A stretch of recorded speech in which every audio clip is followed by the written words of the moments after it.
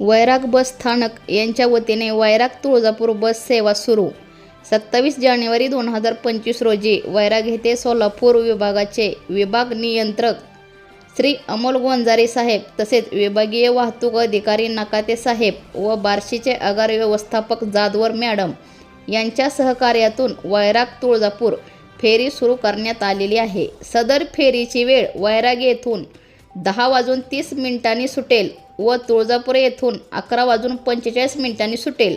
तरी वैराग भागातील नागरिकांनी याचा लाभ घ्यावा. यावेळी वैराग बस स्थानकात वाहतूक नियंत्रक श्री मुसळे, सामाजिक कार्यकर्ते कृषिकेश दिंडोरे, श्री अरुण नाना बंडेवार, पत्रकार राहुल भालशंकर, पत्रकार सूरज शिंदे, सर ज्येष्ठ नागरिक, माजी वायरमेन पठाण, चालक वाहक तसेच प्रवासी मोठ्या संख्येने उपस्थित होते.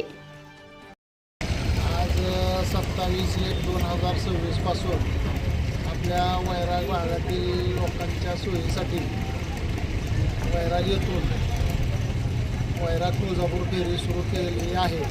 तरी वैराग भागातील व वैरागमधील प्रवाशांचा लाभ घ्यावा.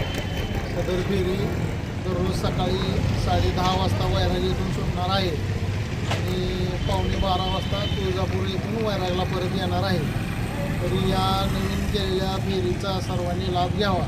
सोलापूर विभागाचे विभाग नियंत्रक माननीय गोंजारे साहेब, विभागीय वाहतूक अधिकारी नकाते साहेब आणि बार्शीच्या आगार व्यवस्थापक श्रीयुत